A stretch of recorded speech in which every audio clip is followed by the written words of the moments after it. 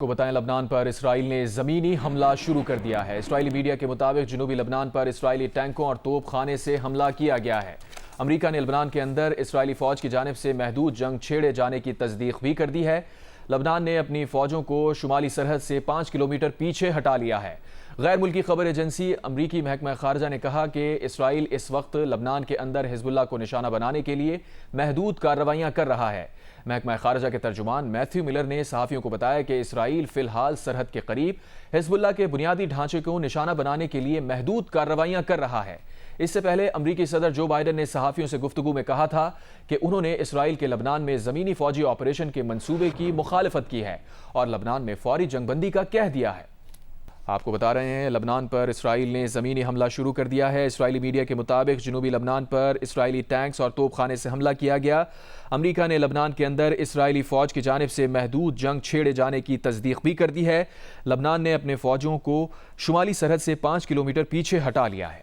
اور تازہ ترین اپڈیٹ یہ ہے کہ انکم ٹیکس گوشوارے جمع کرانے کی تاریخ میں توسیع کر دی گئی ہے اور 14 اکتوبر کو یہ آخری ڈیڈ لائن بتائی گئی ہے۔ انکم ٹیکس گوشوارے جمع کرانے کی تاریخ میں توسیع کر دی گئی ہے۔ اس سے پہلے 30 ستمبر تک آخری تاریخ تھی۔ اب یہ تازہ ترین اپڈیٹ ہے کہ 15 اکتوبر تک یہ تاریخ میں توسیع کی گئی ہے۔ انکم ٹیکس گوشوارے جمع کرانے کی تاریخ میں توسیع کر دی گئی ہے۔ چیئرمین ایف بی آر کی جانب سے اس حوالے سے میٹنگ بھی کی گئی تھی۔ اس سے پہلے کہا جا رہا تھا کہ وزیر اعظم پاکستان جب واپس آئیں گے تو ان کی مرضی سے ان کی توسیع کے حوالے سے انکم ٹیکس گوشوارے کی توسیع کی جائے گی۔ اب یہ اپڈیٹ آ رہی ہے کہ انکم ٹیکس گوشوارے جمع کرانے کی توسیع کر دی گئی ہے اور یہ 14 اکتوبر تک ڈیڈ لائن دی گئی ہے۔ اس سے پہلے 30 ستمبر تک ڈیڈ لائن تھی، لیکن اب تاجروں کی جانب سے جو مطالبہ کیا گیا تھا اس کے بعد انکم ٹیکس گوشوارے جمع کرانے کی تاریخ میں 14 اکتوبر تک توسیع کر دی گئی ہے۔ آپ کو بتا رہے ہیں انکم ٹیکس گوشوارے جمع کرانے کی تاریخ میں 14 اکتوبر تک توسیع کی جا چکی ہے۔ اس سے پہلے 30 اکتوبر تک انکم ٹیکس گوشوارے جمع کرانے کی تاریخ میں ڈیڈ لائن دی گئی تھی۔ اس سے پہلے آخری انکم ٹیکس گوشوارے جمع کرانے کا غیر معمولی رش دیکھنے میں آیا تھا۔ ایف بی آر کا آئرس پورٹل سست روی کا شکار رہا۔ ایف بی آر نے ستمبر کے لیے ٹیکس ہدف پورا کر لیا ہے۔ ستمبر کے لیے ٹیکس کا 1098 ارب روپے کا ٹارگٹ بڑھ کر 1100 ارب روپے ہو گیا ہے۔ ذرائع ایف بی آر کا بتانا ہے کہ پچھلے سال 14 لاکھ افراد نے ٹیکس گوشوارے جمع کرائے تھے، جبکہ اس سال اب تک 36,66,000 سے زائد افراد ٹیکس گوشوارے جمع کرا چکے ہیں۔ یہ تعداد پچھلے سال سے دگنی سے زیادہ ہے۔ ٹیکس ریٹرن جمع کرانے والوں کی تعداد میں سالانہ بنیادوں پر 87% سے زائد کا اضافہ ہوا ہے۔ نان فائلرز کی تعداد میں 127.9% اضافہ ہوا ہے۔ نئے فائلرز کی تعداد میں 127.9% کا اضافہ ہوا ہے۔ اور یہاں آپ کو اپڈیٹ کریں، پیٹرولیم مصنوعات مزید سستی کر دی گئی ہیں۔ پیٹرول کی قیمت میں 2 روپے 7 پیسے فی لیٹر کی کمی کر دی گئی ہے۔ پیٹرول کی نئی قیمت 247 روپے 3 پیسے فی لیٹر مقرر کی گئی ہے۔ 1 لیٹر ہائی سپیڈ ڈیزل کی قیمت میں 3 روپے 40 پیسے کی کمی کی گئی ہے۔ ڈیزل کی نئی قیمت 246 روپے 29 پیسے فی لیٹر ہو گئی ہے۔ 1 لیٹر مٹی کے تیل کی قیمت میں 3 روپے 57 پیسے کی کمی کی گئی ہے، جس کے بعد مٹی کے تیل کی نئی قیمت 154 روپے 90 پیسے فی لیٹر ہو گئی ہے۔ لائٹ ڈیزل کی قیمت میں 1 روپے 3 پیسے کمی کر دی گئی ہے۔ اس کے علاوہ لائٹ ڈیزل آئل کی نئی قیمت 140 روپے 90 پیسے فی لیٹر مقرر ہو گئی ہے۔ پیٹرولیم مصنوعات کی نئی قیمتوں کا اطلاق رات 12 بجے سے ہو گیا ہے۔ 1 جون سے 1 اکتوبر 2024 تک پیٹرول کی قیمت میں 21.23 روپے فی لیٹر کمی کی جا چکی ہے۔ 1 جون سے 1 اکتوبر 2024 تک ڈیزل کی قیمت میں 18 روپے 67 پیسے فی لیٹر کی کمی کی جا چکی ہے۔ ایل پی جی مہنگی ہو گئی ہے۔ آج سے 2879 روپے 10 پیسے میں ملنے والا ایل پی جی کا گھریلو سلنڈر 86 روپے 28 پیسے مہنگا ہو کر 2965 روپے 38 پیسے کا ملے گا۔ فی کلو ایل پی جی 7 روپے 31 پیسے مہنگی ہو گئی۔ 1 کلو گیس کی قیمت 243 روپے 99 پیسے سے بڑھ کر 251 روپے 30 پیسے ہو گئی ہے۔ Chairman Peoples Party Bilawal Bhutto Zardari نے کہا ہے کہ اعلیٰ عدلیہ میں تعیناتیاں ان ججز کے ہاتھ میں ہیں جو سیاست کی وجہ سے ایک دوسرے سے بات کرنے کے بھی روادار نہیں ہیں۔ تحریک انصاف مخالفت برائے مخالفت کی سیاست کر رہی ہے۔ ان کا مقصد ہے کہ پاکستان ناکام ہو۔ وہ چاہتے ہیں کہ ہم اتنا الجھے رہیں، ہمارے نقصان کا انہیں سیاسی فائدہ ہو۔ پی ٹی آئی کی کوشش ہوتی ہے کہ ہر عہدے کو متنازع بنایا جائے۔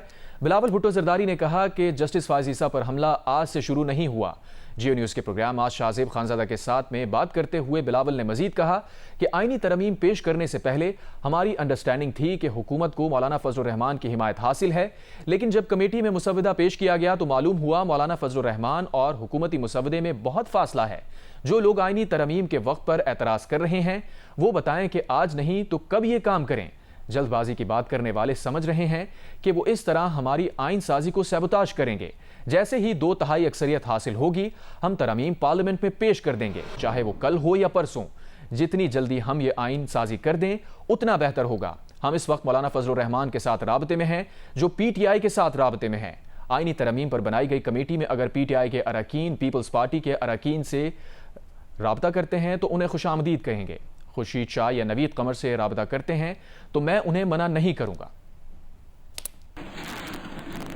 میرا انڈرسٹینڈنگ تھا وہ یہ کہ حکومت کے پاس مختلف پارٹیز انکلوڈنگ جے یو آئی کا سپورٹ بھی موجود تھا اس بل کے حوالے سے۔ حکومت چاہ رہا تھا کہ نہ صرف اوبیسلی ہمارے کہ جے یو آئی ایف اور تمام جماعتیں کے انپٹ اس کمیٹی کے تھرو وہ بھی شامل ہو جاتا۔ We were unable on that date to get that consensus۔ جب اس پورا پروسیس کے بعد یہ اندازہ ہوا کہ مولانا فضل الرحمان صاحب اور حکومت کے ڈرافٹ کے بہت ہی بڑا فاصلہ تھا تو اسی کمیٹی میٹنگ میں یہ فیصلہ کیا گیا کہ جو پاکستان پیپلز پارٹی کا اوریجنل ڈرافٹ ہو وہ اس پہ ہم مولانا فضل الرحمان صاحب کے ساتھ کنسنسس بنانے کی کوشش کریں۔ جو ٹائمنگ پہ اعتراض کرتے ہیں وہ مجھے بتائے کہ اگر آج نہیں تو کب۔ 2006 سے کوشش کرتا آ رہا ہوں، ابھی تک نہ ہو سکا۔ آج آپ کہہ رہے ہیں کہ صحیح نہیں تو میں کل کوشش کروں گا۔ پی ٹی آئی کا کوشش رہا ہے کہ ہر عہدہ کو متنازع بنایا جائے، پارٹیزان بنایا جائے، اور یہ حملہ جسٹس فائز عیسیٰ پہ آج سے شروع نہیں ہوا۔ ہم سیاسی طور پہ پورا کوشش کریں گے کہ ہم یہ لیجسلیشن جیسے ہی ہمیں 2/3 اکثریت ملے، وہ کل ہو پرسوں ہو یا آگے جا کے ہو، ہم اس کو لے کر آئے اور آئین سازی کر کے مکمل کریں۔ جو جلد بازی اور ٹائمنگ کی بات کر رہے ہیں شاید ان کا امید یہ ہو کہ جس طریقے سے ماضی میں بھی جوڈیشل ریفارمز کو سیبوٹاج کیا گیا، شاید وہ سمجھ رہے ہیں کہ اس طریقے سے وہ ہمارا آئین سازی کو آگے جا کے سیبوٹاج کر سکیں گے۔ اگر ہم ایک کنسنسس ڈرافٹ بناتے ہیں تو ایٹ لیسٹ پیپلز پارٹی اور مولانا فضل الرحمان صاحب کی جماعت کے ووٹس کو ہم پکا کر سکتے ہیں۔ دوسرے جو نمبرز ہے 2/3 کے جنہوں نے ان کو بندوبست کرنا ہے، ان سے آپ ضرور سوال پوچھیں۔ ضرور اس آئین سازی کو جتنا جلدی ہم کریں اتنا ہی بہتر ہو۔ ہمارا process is completely in the hands of these judges that don't even want to talk to each other because of the politics that's happening there۔ بلال صاحب آخری وہ اپوائنٹمنٹس بھی نہیں کر سکتے۔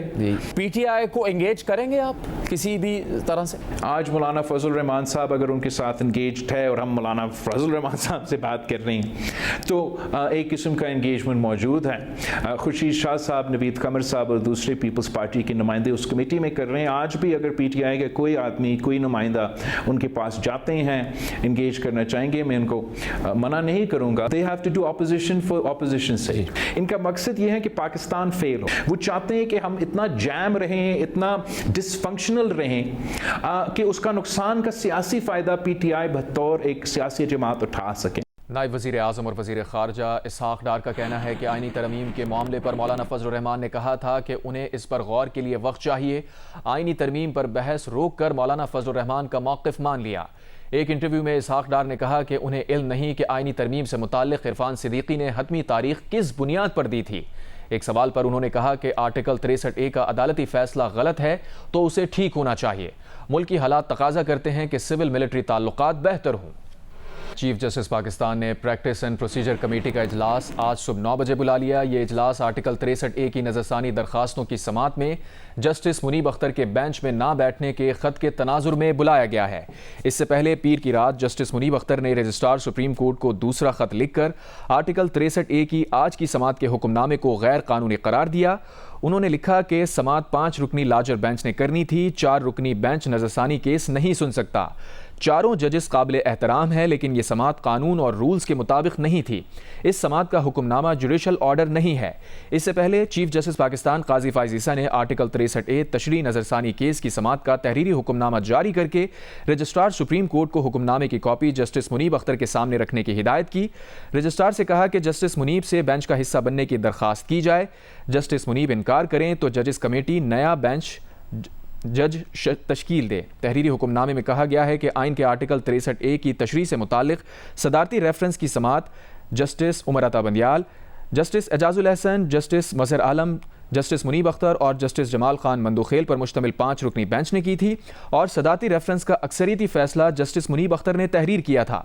तहरीरी हुक्मनामे में कहा गया है कि justice Munib Akhtar registrar supreme court को खत लिखकर बेंच में शमूलियत से माजरत की। हालांकि जस्टिस मुनीब अख्तर इस दौरान अपने दीगर मुकदमात की समात के लिए दस्तयाब रहे। वो चाय खाने में भी जजेस के साथ थे। इससे पहले जब पीर की सुबह सुप्रीम कोर्ट में आर्टिकल 63A की तशरीह के फैसले के खिलाफ नजरसानी दरख्वास्त की समात हुई तो चीफ जस्टिस काजी फाइज ईसा, जस्टिस अमीनुद्दीन, जस्टिस जमाल खान मंदोखेल और जस्टिस मजहर आलम तो कमरा अदालत पहुंचे, लेकिन जस्टिस मुनीब अख्तर ना आए। रजिस्ट्रार सुप्रीम कोर्ट को खत लिखकर जस्टिस मुनीब ने लिखा कि वो 63A नजरसानी समात के लिए तश्कील बेंच में शमूलियत से माजरत करते हैं। उनके इस खत को केस फाइल का हिस्सा बनाया जाए। उन्होंने खत में मजीद लिखा कि उन्होंने तरमीमी ऑर्डिनेंस के तहत बने 5 रुकनी बेंच पर आईनी सवालात उठाए, लेकिन चीफ जस्टिस काजी फाइज ईसा ने जवाब नहीं दिया। पहले कमेटी में चीफ जस्टिस अक़लियत में थे। कमेटी की पिछली मीटिंग में चीफ जस्टिस ने सीनियर जज की सरबराही में बेंच तश्कील देने की राय दी। चीफ जस्टिस बेंच के सरबराह क्यों बने, वजूहात सामने नहीं आई। लार्जर बेंच में एड हॉक जज जस्टिस मजहर आलम मियां खेल को शामिल करना आर्टिकल 182 की खिलाफ वर्जी है।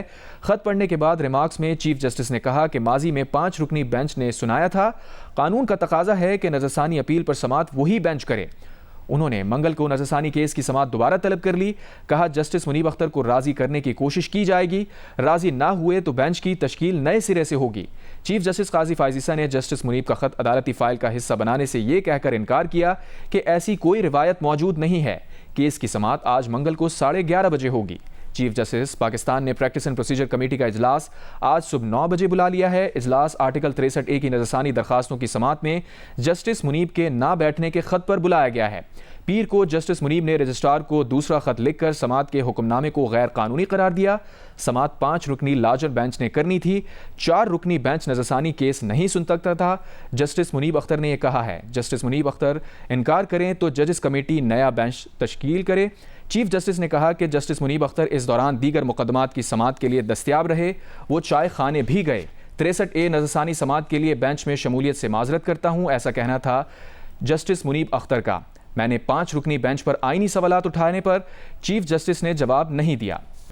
मौसीकी हो या रक्स, थिएटर हो या fine art, world culture festival में चाहे मकामी हो या चाहे बैन अल-अक़वामी, हर फनकार की परफॉर्मेंस में हाजरीन की दिलचस्पी देखने वाली है। आज कौंसिल कराची जियो और जंग के इश्तराक से आलमी सकाफती मेला 30 अक्टूबर तक खुशियों और हैरतों के रंग बिखेरता रहेगा। मेले के 5वें रोज भी थिएटर आर्टिस्ट ने शुरका पर सहर अंगेज गिरफ्त बरकरार रखी।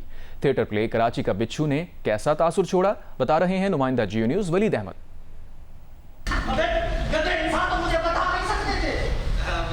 तंज़ो मिज़ाज से भरपूर बरजस्ता जुमले, उम्दा अदाकारी। हिदायतकार खालिद अहमद ने फ्रांसीसी मुसन्निफ मोलियर के ड्रामे टर्टुफ को कराची के असली माहौल में ढाला। हम आपको उस बदमाशों के बीच में से निकाल कर घर पहुंचा देगा। ठीक है, हाँ, ये भी सही एक्टिंग है। मज़ाहिया खेल ने आगाज ही से हाज़रीन को अपनी मुट्ठी में जकड़ लिया।